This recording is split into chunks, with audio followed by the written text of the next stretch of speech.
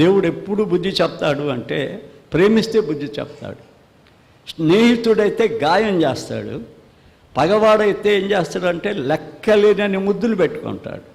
ఆ ముద్దులే మనకు ఎట్టుంటాయో తెలుసా, వచ్చి పొగుడుతుంటే అబ్బా ఐస్ ఏదో స్వార్థంతో పొగటం. ఆ పొగటంలో ఎక్కిపోతే చాలా ప్రమాదకరం. అది మంచి స్నేహితుడు చేసే పని కాదు, అది పగవాడు చేసే పని. అది స్నేహితుడు ఏం చేస్తాడంటే గాయం పెట్టేస్తాడు. ఇది తప్పు నాయన, దీన్ని సరి చేసుకో, ఈ పద్ధతిలో నువ్వు ఉండకూడదు. అందుకే అక్కడ చూడండి రాస్తాడు 19లో, నేను ప్రేమించు వారిని అందరినీ ఏమంటాడు 19 ప్రకటన గ్రంథం 3:19, నేను ప్రేమించు వారందరినీ గద్దించి శిక్షించుచున్నాను. చూసారా, ఆ ద్వంద్వ వైఖరిని గద్దించి శిక్షించడం మనం చూడగలుగుతున్నాం. ఇక్కడ కూడా ఏం జరిగిందా అంటే ఏలియా దేవుని చేత ఏర్పాటు చేసినవాడు, దేవుని బిడ్డ. ఆ సమూహంలో ఏమనుకున్నాడంటే ఆయన ప్రభావాన్ని చూపించడానికి ఆ ఛాలెంజ్ చేయాల, నిజమైన దేవుని వారికి చూపించడానికి ఛాలెంజ్ చేశాడు. ఆయన తన స్వార్థం కోసం ఛాలెంజ్ చేయాల, తన స్వార్థం కోసం అడుక్కోలేదు, తన పొట్ట కోసం ఆయన చేయలేదు. చూసారా, ఫిలిప్పీ పత్రిక 3వ అధ్యాయంలో పొట్ట కోసం సేవ చేసేవాళ్ళు చాలామంది ఉన్నారు ఈ దినాల్లో. ఫిలిప్పీ 3వ అధ్యాయాన్ని మనం తీస్తే ఆ పొట్ట కోసం సేవ చేసేవాళ్ళు చాలామంది ఈ ప్రపంచంలో మారుమోగుతూ ఉన్నట్లుగా మనం చూడగలుగుతున్నాం. 18వ వచనం నుంచి చూద్దాం. 3:18లో అనేకులు క్రీస్తు శిలువకు శత్రువులుగా నడుచుతున్నారు, వీరిని గురించి మీతో అనేక పర్యాయములు చెప్పి ఇప్పుడు ఏడ్చుతూ చెప్పుచున్నాను, నాశనమే వారి అంతం. ఆఖరికి ఏముండదు, నాశనమే అంతం. వారి కడుపే వారికి దమ్ముడు. వారు తాము సిగ్గుపడవలసిన సంగతులలో ఏం చేస్తున్నారు తెలుసా, దేవుని పేరు చెప్పి అతిశయిస్తున్నారు, దేవుని పేరు చెప్పి అతిశయిస్తున్నారు. అసలు సిగ్గుపడవలసిన సంగతుల్లో దేవుని పేరు చెప్పి అతిశయిస్తున్నారు. ఆ తటస్థ నిశ్చయిత దేవుని కొరకు, దేవుని చూపడానికి, దేవుని సేవార్థం కాకుండా తన స్వల్ప సహాయం కోసం, తన ఆర్థిక వనరుల కోసం, తన కుటుంబ క్షేమం కోసం చేసే కార్యాలు అవి దేవుని కార్యాలని చెప్పుకోవటం, అవి దేవుని కార్యాలని చెప్పుకోవటం ఎంత అనర్థదాయకం. తటస్థ నిశ్చయిత. అందుకే ఆ తటస్థ నిశ్చయితుల నుండి వారిని మేల్కొల్పటానికి ఏం చేశాడు అంటే ఏలియా ఒక గొప్ప ఛాలెంజ్ చేసినట్లుగా మనం చూడగలుగుతూ ఉన్నాం. ఇప్పుడు ఇంకొక విషయం ఆలోచించబోతున్నాం. ఏంది ఆ ఆలోచన అంటే, ఈ ఏలియా ఏం చేశాడు అంటే ఒక ఎద్దుని తెచ్చాడు, దేవుని కోసం బలిస్తున్నాడు. ఆయన ఏం చెప్తున్నాడంటే మీరు ముట్టించకూడదు, అగ్నిని దించాలా అంటాడు. అగ్ని ఏంది దించటం? ఆ పరీక్ష పెట్టడం ఏంది? అగ్ని పరీక్ష ఏంది? ఆ అగ్నిని ఎవరు దించుతారో వారు శ్రేష్ఠులు, వాళ్ళు దేవుని బిడ్డలు అనిపించుకుంటారు అంటారు. ఇది ఏలియాలో పుట్టిన మనసా? దేవుని వాక్యం అది. ఏలియాలో కాదు, ఇశ్రాయేలీయుల జీవితంలో ఉన్న అతి ప్రాముఖ్యమైన కార్యం అది. అగ్ని అతి ప్రాముఖ్యమైన కార్యం. ఇది నా ఒక మాట తీయండి, 2-3 చూపిస్తా. లేవికాండం 9:24 చూడండి. ఇది లేవికాండం 9:24 చూడండి. యెహోవా సన్నిధి నుండి అగ్ని బయలుదేరి బలపీఠం మీదను దహనబలి ద్రవమును కురువును కాల్చివేయింది. ప్రజలందరూ దాన్ని చూచి ఉత్సహించి ధ్వని చేసి సాగిలపడతారు. ఇది ఇశ్రాయేలీల కాలములో నుంచి వస్తుంది. ఈ బయలు ప్రవక్తలు, అష్టాదోజు ప్రవక్తలు యూదులైపోయారు. యూదులే వాళ్ళు ఎవరినో చూచి నేర్చుకున్న వాళ్ళు. ఆ బయలుదేవత అష్టాదులాగా దేవుని ఆరాధన నేర్చుకున్నారు. ఆ ఆరాధన నేర్చుకుని ఏం చేస్తున్నారు అంటే ఈయన ఛాలెంజ్ పెట్టాడు, అగ్నిని దించండి, మీ అగటం వద్దు, మీరు కొట్టుకోవటం వద్దు, అగ్నిని దించండి, ముందు అగ్నిని దించండి. అగ్ని దిగుద్ది, అగ్ని దించుతూ ఉంటారు. ఎందుకంటే మన దేవుడు అగ్నిని చూపించే దేవుడు కదా. ఆయన చూసావా, ఇశ్రాయేలును నడిపిస్తూ ఉంటే పగట మేఘస్తంభంలోను, రాత్రి అగ్నిస్తంభంలో ఉన్న దేవుడు ఆయన. అగ్నిస్తంభంలో ఉండే దేవుడు ఆయన. ఇంకా దేవుని గురించి ఇంకొక మాట చూద్దామా? ఇప్పుడు కొత్తగా మళ్ళీ నాకు గుర్తొచ్చింది ఆ మాట. హెబ్రీ పత్రిక 9వ అధ్యాయంలోకి వద్దాం. ఎబిర్ పత్రిక 9వ అధ్యాయంలో ఒక మాట 28వ వచనం చూసి, క్రీస్తు అనేక పాపం భరించుటకు ఒకసారి శిక్షించబడి శాపము చేత రెండవసారి ప్రత్యక్షమయ్యాడు. కాదు, 29వ వచనం ఉన్నది ఒకటి. నేను ఈ దినం అది చెప్పలేదు అనుకున్నాను కాబట్టి దాన్ని సిద్ధపడి రాయలేదు. మీకు రేపు వారం చూపిస్తాను, లేకపోతే ఇప్పుడు దొరికినా చూపిస్తాను, మీరైనా చూపవచ్చు. లాస్ట్ వచ్చిన 29వ వచనాన్ని మనం చూస్తున్నాం. ఆయన దహించు అజ్ఞాని రాయబడి ఉంటుంది అక్కడ. అది ప్రీతికరమైన, అది మీకు వచ్చే వారం, దయచేసి వచ్చే వారం చూపిస్తాను. అది వచ్చే వారం సంగతి ఈ వారం గుర్తు చేశాను. ఈ వారం ఇంకా కొన్ని విషయాలు ఏం చేద్దామంటే, మోసే కాలంలో అగ్నిలో ఉన్నాడు ఆయన. రెండవది ఏంటంటే, మోసే అవిధేయుడై చెడిపోయి ఆయన ఇతరులను మా అమ్మ దగ్గరికి పోయి 40 సంవత్సరాలు హోరేబు కొండ మీద మేకలు కాస్తూ ఉంటే దేవుడు దేనిలో ప్రత్యక్షమైనాడు ఆయనకి? అగ్నిలో. ఆ చెట్టు కాలిపోతుంది, కానీ అదేవి కాలిపోలా, మండుతుంది. ఆ మంట కాల్చలేకపోతుంది. అది అగ్ని, మంట కాల్చటం లేదు. ఆ అగ్ని ఏం చేసిందో తెలుసా? ఆయన హృదయాంతరంగంలో ఉన్న మలినములు కాల్చేసింది. ఆయన హృదయాంతరంగంలో ఉన్న మలినమంతా కాల్చేసింది. మస్టు అంతా తీసేసింది. మోసేను ఒక రూపాంతరం చేసింది. ఆయనలోనికి ఆ అగ్ని వచ్చేసింది. మోసే ఒక గొప్ప నాయకుడైపోయాడు. ఎంత పెద్ద నాయకుడయ్యాడో తెలుసా? ప్రకటన గ్రంథాన్ని మీరు ఇంటి దగ్గరికి పోయి చదివితే పరలోకంలో 2 పాటలే ఉంటాయి. మోసే పాట, యేసుక్రీస్తు పాట. మోసే పాట కూడా ఉంటుంది. ఎక్కడుందో చెప్పండి నాకు, ఎవరన్నా చూసి. ఇప్పుడు కాదు, ఇంటికి పోయినాక. మోసే పాట కూడా పరలోకంలో పాడతారు. అంత గొప్పవాడైపోయాడు. ఆ మండుచున్న అగ్ని తన జీవితంలో ఒక పిలుపై, ఒక స్వరమై తన సేవకు పిలిస్తే అర్థమే ఉండాలా? దర్శనం, పిలుపు, ప్రత్యక్షమైన సేవ, ఉన్నది విడిచిపెట్టడం. మోసే వదిలిపెట్టేశాడు ఐగుప్తిని. అబ్రహాం వదిలిపెట్టాడు ఊరిని. శిష్యులు వదిలిపెట్టేశారు ఏటిని? వాళ్ళని. వాటిని వదిలిపెట్టేసి వచ్చేసారు సేవకి. ఏవి లేకుండా వచ్చేసారు సేవకి. సమస్తాన్ని వదిలేసి వచ్చేసినారు వాళ్ళు. ఎందుకంటే దహించి అగ్ని యేసు అనేది మనం రేపు వారం చూద్దాం. ఆ వాక్యం ఆయన దహించింది. తర్వాత ఇప్పుడు దహించే అగ్ని అయింది. యేసు పునరుద్ధానుడైన తర్వాత ఒక అగ్ని దహించాలి మనల్ని. ఏది ఆ అగ్ని? ఎక్కడ రాయబడింది? ఎమ్మాయి మార్గం కదా. లూకాసు వార్త 24వ అధ్యాయంలో ఎమ్మాయి మార్గంలో పునరుద్ధానుడై యేసుక్రీస్తు వెళుతూ ఉంటే వారు అన్న మాటలు ఏంటో తెలుసా? ఆయన మనతో మాట్లాడుచుండగా ఏమైంది? మాకు మండలేదా? మా పొరలు ఏమైపోయినాయి? కళ్ళు ఇటు పొరలు రాలిపోయాయి. కన్నీటిలో ఉన్న పొరలు రాలిపోయాయి. ఆయన వాక్యం ఒక మంట, ఆయన వాక్యం ఒక అగ్ని, ఆయన వాక్యం ఒక సుత్తి. ఆ హృదయాన్ని బద్దలు కొట్టే స్తుతి, హృదయాన్ని కాల్చే స్తుతి, హృదయాన్ని మండించి పాపపు పొరలన్నీ తీసేసే శక్తి. ఆ మంట మండాల. ఆ బలిపీఠం మీద నువ్వు సమర్పించుకున్నామని చెప్తే ఆ సమర్పణ అనేది ఎలా ఉండాలి అంటే అది మండే అగ్నిలాగా ఉండాలి, అది దహించే అగ్నిలాగా ఉండాలి. ఎందుకంటే మన హృదయాలన్నీ చెడిపోయినాయి.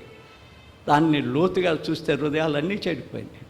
ఈ చెడిపోయిన హృదయాలలో ఒక బాల్యము నుండి కూడా హృదయం చెడదే అంటాడు ఆదికాండంలో. ఏ ఒక్కడిది కూడా మంచోడు కాదు, నీతిమంతుడు ఒక్కడు లేడు అని రాస్తాడు. ఆ హృదయాలలో మళ్ళా తిరిగి దేవుని జ్వాలలు రావాలి, అగ్ని జ్వాలలు, పరిశుద్ధాత్మ జ్వాలలు వస్తేనేంటే ఎగరటం నవ్వటం కాదు, రూపాంతరం కదా.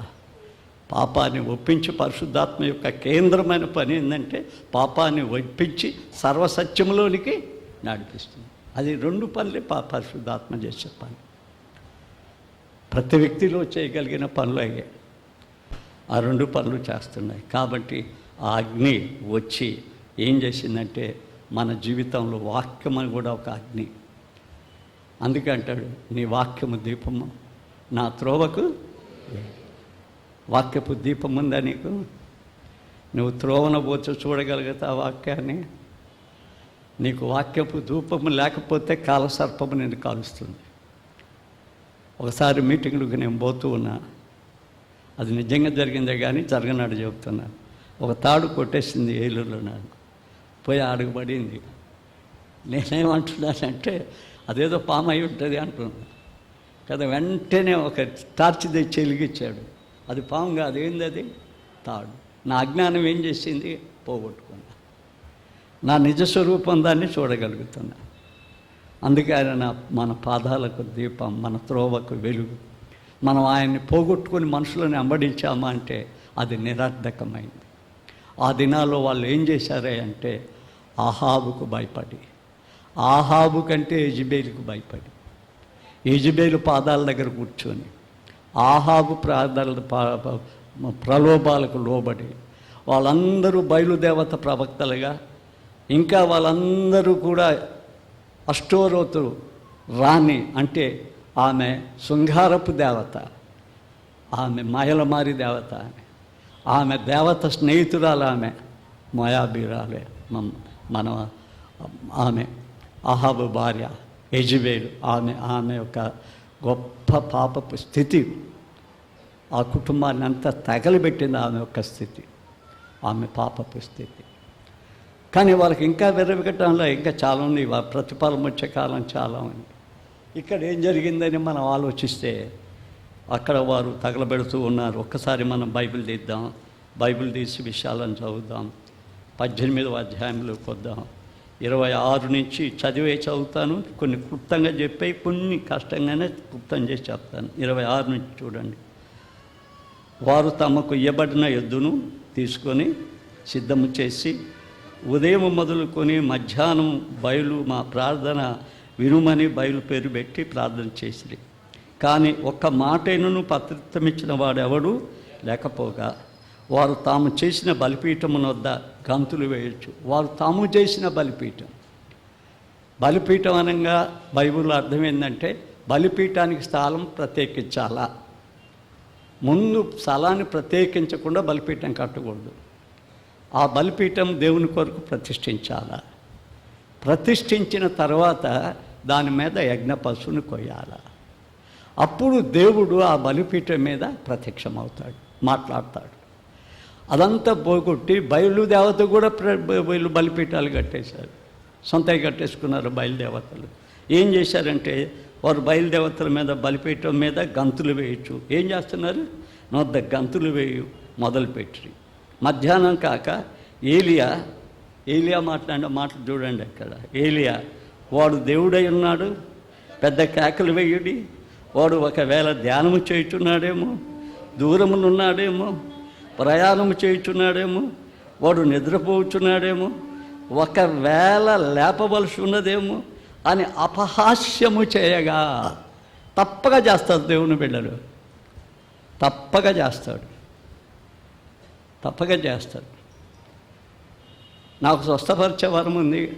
నేను పోయి క్షయవాళ్ళ మధ్య చేస్తున్నాను. కనీసం సంవత్సరానికి ఒక క్షయవాళ్ళన్నా బాగాలి కదా. నాకు ఆ విద్య ఉంది కదా, ఆ వరం ఉంది కదా. నాకు ఒక క్షయవాడు బాగా కావాలిగా. అంతమంది క్షయవాళ్ళ మధ్య పాడు చేస్తూ నేను క్షయలో చచ్చిపోతాట.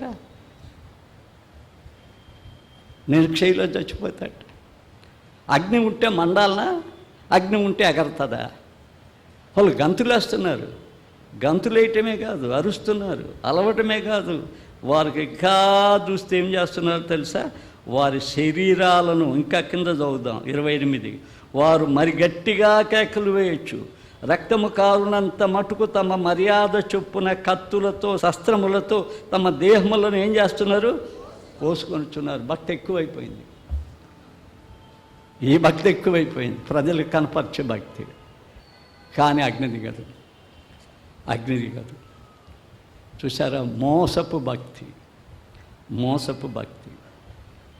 అగ్ని దిగదు, మోసపు భక్తి అది. అగ్ని అర్పులకు దిగదు, అగ్ని దిగాల. చూసారా? అగ్ని దిగుద్ది. బైబిల్ గ్రంథంలో కూడా చూస్తున్నాం మనం. ఇంకా ఒక సాదృశ్యాన్ని చూద్దాం ఇప్పుడు. యెషయా రాజు కావాలా. ఉజ్జియా మరణించాడు. ఆహాజు కుమారుడు.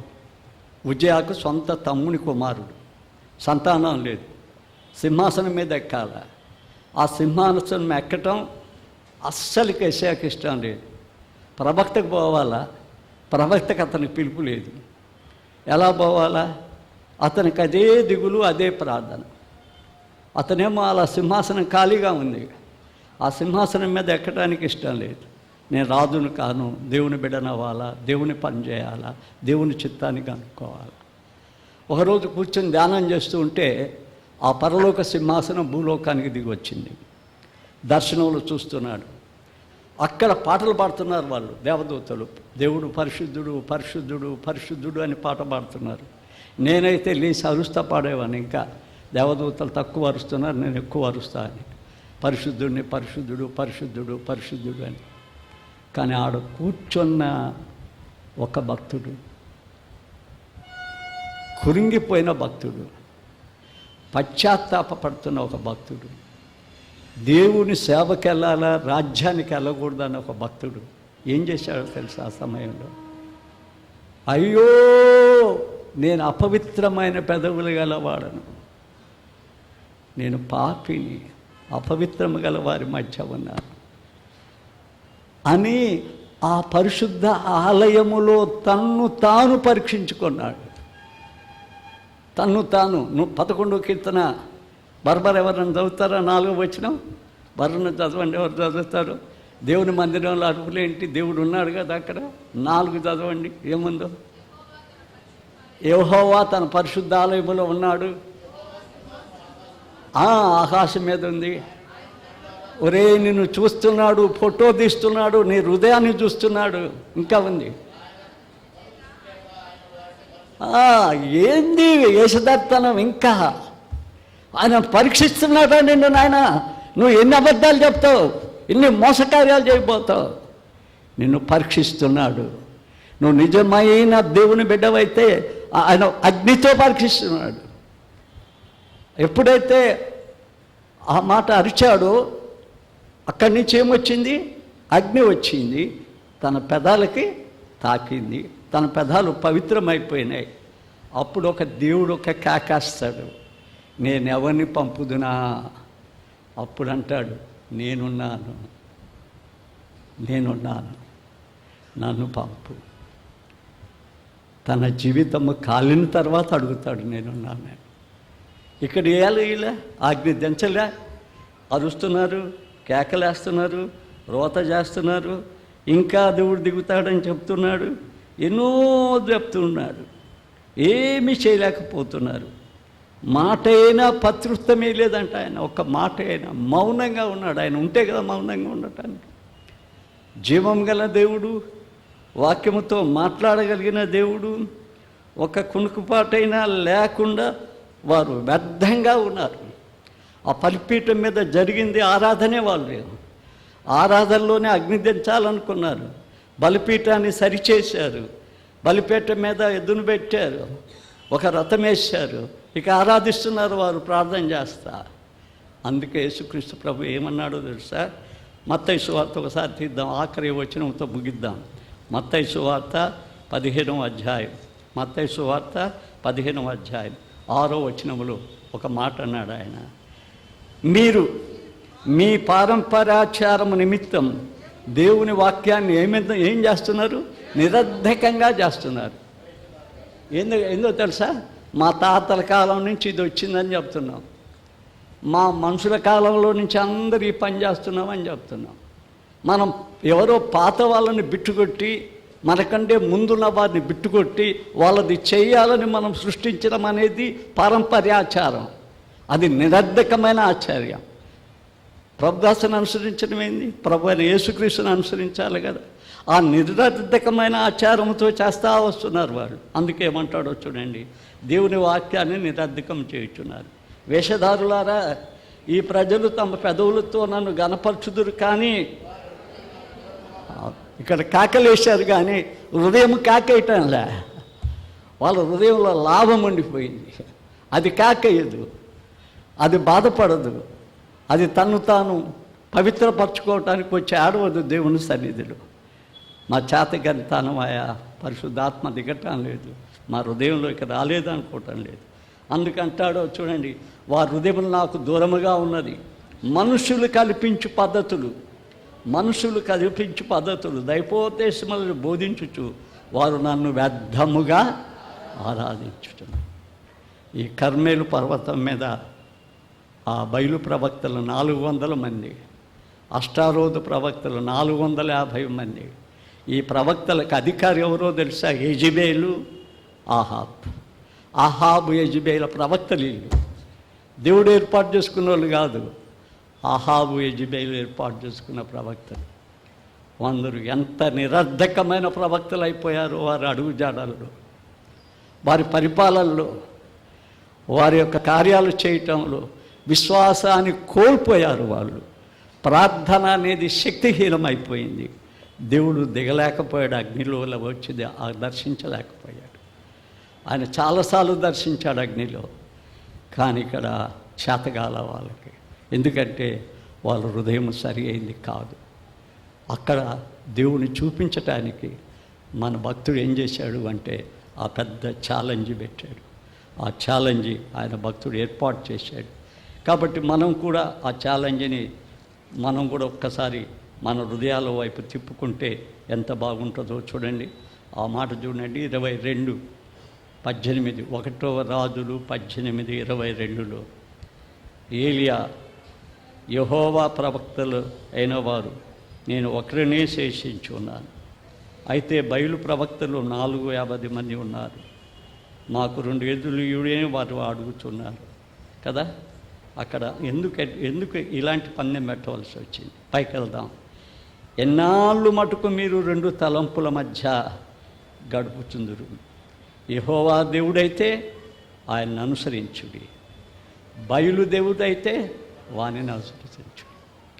ఇప్పుడు యేసు దేవుడైతే వానిని అనుసరించండి, లోకము దేవుడైతే, సైతాన్ దేవుడైతే వానిని అనుసరించండి. ఒక మాట తల ఉంచుకుందాం అందరం. దేవాని మందిరంలోకి వచ్చాం. ఒకవేళ మేము 2 తలంపుల మధ్య ఉంటే మేము మనుషులం కాదు, సాతానులం. 2 భావాల మధ్య ఉంటే కష్టం. 2 పడవల మీద నడవలేము, 2 గుర్రాలు ఎక్కలేము. 2 కూడా ఎప్పుడు అనర్థదాయకం. ఆ 2 మన జీవితానికి భలే చెడుకరమైనవి. ఈ 2 కూడా చాలా అపాయకరం. కాబట్టి పాపా మేము నీ మార్గంలోకి వస్తాం. నువ్వు చెప్పావు, నేనే మార్గం అన్నావు, నేనే జీవం అన్నావు, నేనే సత్యం అన్నావు. ఒరే మేము ప్రభుదాస్ మార్గం అనుకుంటారేమో. తప్పు. ప్రభుదాస్ మార్గం కాదు, ఇంకొక సంఘ పెద్ద మార్గం కాదు, ఎవరి మార్గం కాదు, ఎవరు అధికారులు కాదు. మేమందరంగా దేవుని సర్వెంట్స్. ఒకే మార్గం మనకు, ఆయనే మార్గం. అది నూతన మార్గం, ఆయన శరీరము ద్వారా తెరవబడ్డ మార్గం. ఎక్కడ మాట్లాడుతున్నాను? హెబ్రీ పత్రిక 9వ అధ్యాయంలో మాట్లాడుతున్నాను. ఆయన శరీరము ద్వారా తెరవబడ్డ మార్గం. ఆయన కల్వరిలో మన దోషాలను భరించి ఆయన శరీరము చీల్చబడి పంచగాయములై మన కొరకేసిన ఆ పవిత్రమైన మార్గంలో నడవబోతున్నాం. ఇప్పటికైనా మనం వద్దామా ఆ మార్గంలోకి? ఎప్పుడు నీ అంతమో తెలీదు, నా అంతమో తెలీదు. 2 భావాల మధ్య ఉండొద్దు, 2 తలంపుల మధ్య ఉండొద్దు, 2 మార్గాల మధ్య నడవటానికి ప్రయత్నం చేయొద్దు. అట లోకము, ఇట యేసు, అట ధనము, ఇట దేవుడు. యేసు ప్రభు చెప్పాడు, ఎవడైనా ధనాన్ని, సిరిని, దేవుడిని రెండింటిని కలిసి ఆరాధించలేడంట. వాడు నాశనపుత్రుడు. వాడు ఇట సిరిని, ఇట దేవుడిని 2 కలిపి ఆరాధిస్తే అది చాలా తప్పుతనం. కాబట్టి మనం ప్రభువుకి వద్దాం. ఈ దినం నేను ఒకే త్రోవలోనికి వస్తున్నా, యేసుక్రీస్తు త్రోవలోనికి వస్తున్నా. దేవుడికి స్తోత్రాలు. వచ్చే వారం మనం ఏం చేస్తాము అంటే అసలైన దేవుడు ఎలా దిగాడు, ఎలా వచ్చాడు, ఎలా చేస్తే అగ్ని వచ్చింది, ఎలా ప్రజలు ఏలియాను చూడలేదు కానీ దేవుని చూడగలిగాడు. ఈరోజు నేను కనపడాలనుకుంటున్నా. ఎంత తప్పండి, నేను కనపడటం కాదు, నా దేవుడు కనపడాలి. ఏలియా దేవుడిని చూపించాడు. అది వచ్చే వారం మనం ధ్యానం చేద్దాం, ప్రార్థిద్దాం. జీవం కలిగిన మా గొప్ప ప్రభువా, నీ పాదాల దగ్గరికి వచ్చాం, నీ సన్నిధికి వచ్చాం. ఇది అలనాడు మిషనరీలు సమర్పణతో కట్టబడిన దేవాలయం. సకల జనులకు ప్రార్థనా మందిరం దేవాలయాలు. కాబట్టి ఆ శ్రేష్టమైన దేవాలయాన్ని కట్టడానికి ఎంత త్యాగం వారి వెనక ఉన్నదో మేము గ్రహిస్తున్నాం, అర్థం చేసుకుంటున్నాం. కళ్ళారా అక్కడ పోయి చూచాం. నాయన నీకు వందనాలు చెల్లిస్తున్నాం. మేము రెండు తలంపుల మధ్య కాక, రెండిటి మధ్య కాక, ఏసే మార్గమని, ఏసే జీవమని, ఏసే సత్యమని, యేసులోనికి రాగలగటానికి సహాయం చేయండి. ఈ దినం ఎంతమంది యేసును తమ హృదయంలో చేర్చుకోవడానికి ఇష్టపడ్డారు, యేసుతో జీవించడానికి ఇష్టపడ్డారు. ఏ కొరత వారికి రానియవు తండ్రి, ఏ కీడు వారి జీవితంలో జరగనియో, ఏ సాతాను ప్రలోభం వారి జీవితంలోనికి రానియవు నాయన. నీ బిడ్డలను చక్కగా కాచ దేవుడు. మమ్మల్ని పిలిచిన వాడు నమ్మదగిన దేవుడు తండ్రి. మా పక్షంలో యుద్ధం చేయవాడు, మా పక్షంలో పోరాడగలిగిన వాడు, మా పక్షంలో సమస్తము చేయగలిగిన శక్తివంతుడైన దేవుడు. ఆయన నిన్న నేడు నిరంతరము ఏకరీతిగా ఉన్న దేవునికి నీ బిడ్డలను నన్ను అప్పగించుకుంటూ ఒక్క బిడ్డ కూడా తప్పిపోకుండా యేసుక్రీస్తులో బలవంతుడై మేమందరం ఆ పరలోక రాజ్యంలో ఆయనతో కూడా ఉండగలిగే భాగ్యం దయచేయమని క్రీస్తు పేర వేడుకొనుచున్నాము తండ్రి. ఆమేన్.